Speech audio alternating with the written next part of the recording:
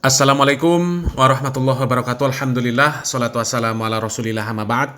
Kaum muslimin yang dirahmati Allah subhanahu wa ta'ala, kali ini kita akan membahas orang-orang yang kepanasan, yang kelojotan, yang kebingungan, bingung sak karepe dhewe ketika melihat perkembangan dakwah salafi di Indonesia. Dakwah salafi ini luar biasa perkembangannya di Indonesia. Ya, kita lihatlah, masjid-masjid yang dikelola oleh orang-orang salafi semakin banyak, pondok-pondok pesantren semakin banyak, lembaga-lembaga pendidikan yang formal dan non-formal itu semakin banyak kaum muslimin. Ya. Jadi dakwah salafi ini kan sebenarnya dakwah yang mengajak umat Islam untuk kembali kepada kemurnian agama Islam. Ya, bagaimana akidah yang benar, bagaimana ibadah yang benar, bagaimana muamalah yang benar menurut Al-Quran dan Sunnah sesuai dengan pemahaman para salafus soleh, terutama para sahabat radhiyallahu anhum ajma'in, dan kemudian orang-orang yang mengikuti mereka dengan baik. Karena apa? Karena Islam ini sudah kacau dibuat oleh orang-orang yang menuhankan hawa nafsunya, atau yang disebut orang-orang ahlul hawa alias ahlul bid'ah wad dolalah. Ya, coba tanggul jebol, kemarin ada berita tanggul jebol, ya, kebanjiran. Disebutnya itu adalah ulah gaib yang mau sowan ke kuburan Sunan Kalijaga. Akhirnya apa? Dikasih tumbal kepala kambing apa? Kambing kendit. Ya, kepalanya dikubur. Itu kan akidah yang morat-marit namanya. Hah? Ya. Ibadah juga morat-marit. Coba sholat tarawih yang viral, ya. 23 rakaat, cuma 5,5 menit. Padahal kalau kita lihat secara umum ibadah, sholat zuhur sajalah, sholat subuh sajalah 2 rakaat, ya.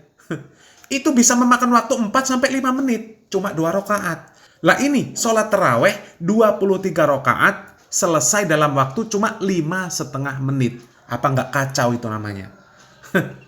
Kemudian muamalah, ya, muamalah juga kacau.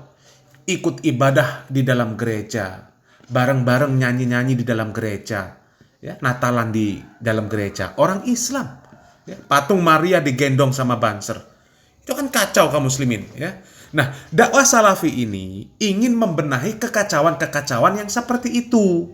Bagaimana cara hidup berdampingan dengan orang kafir yang benar, bagaimana ibadah yang benar, bagaimana akidah yang benar, musibah itu datang dari siapa, dan siapa yang dapat mengangkat musibah.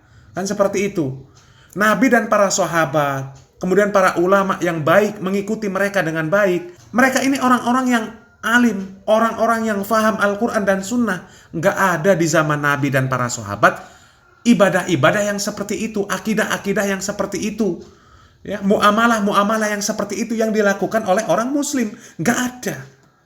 Coba, mana ada Nabi Muhammad SAW dan para sahabat, mereka hidup berdampingan dengan orang-orang Nasrani, kemudian mereka ikut Natalan, mereka ikut ngarak patung-patung Maria, mereka ikut nyanyi-nyanyi di dalam gereja. Nggak ada. Padahal mereka ini orang yang paling toleransi, orang yang paling tahu bagaimana bermuamalah yang baik dengan orang kafir. Padahal muamalah mereka ini adalah muamalah yang paling baik sepanjang sejarah penciptaan manusia. Itu generasi terbaik. Apakah sekarang orang yang nyanyi-nyanyi dalam gereja lebih toleransi dibanding para sahabat radhiyallahu anhum ajma'in? Na'udzubillah min dzalik. Ya.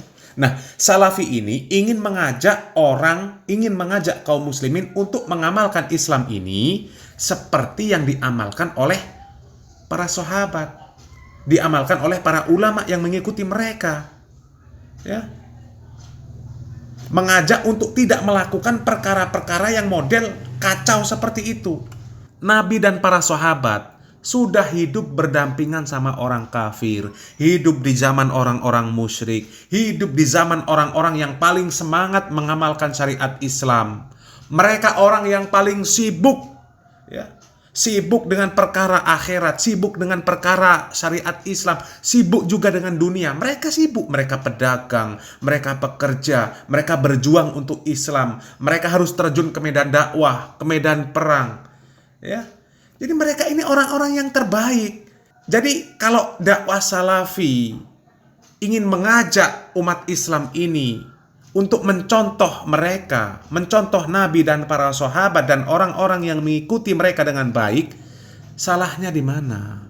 Kok malah dituduh macam-macam, ya? Ini kan aneh.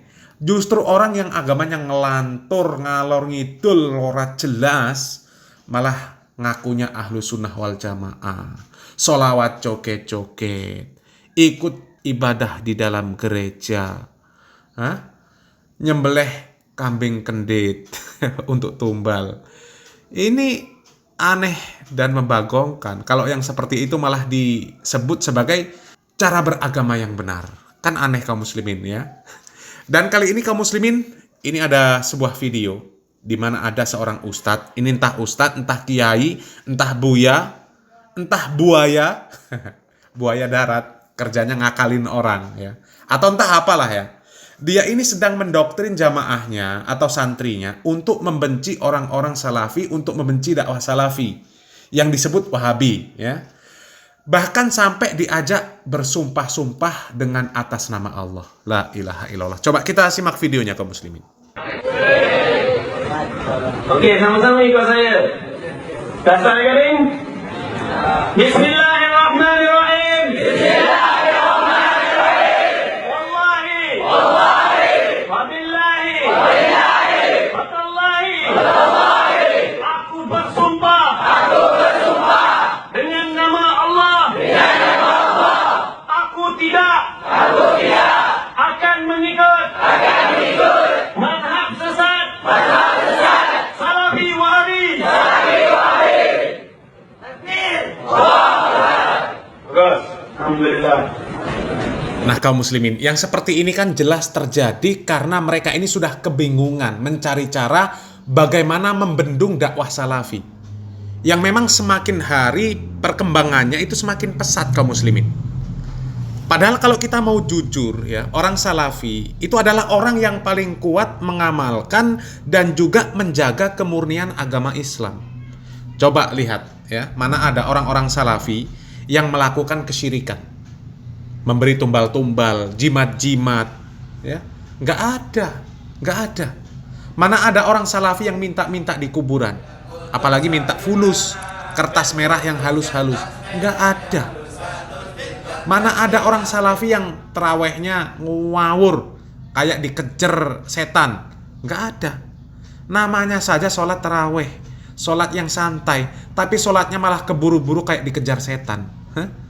Mana ada orang salafi yang sholawatan sambil joget-joget, campur baur laki-laki perempuan. Mana ada orang salafi kalau ceramah misuh-misuh, perkataannya kasar, perkataannya kotor. Mana ada orang salafi yang mesra sama orang kafir tapi pengajian dibubarkan, ikut nyanyi-nyanyi dalam gereja, nggak ada. Mana ada orang salafi yang ngarang-ngarang ibadah baru, nggak ada.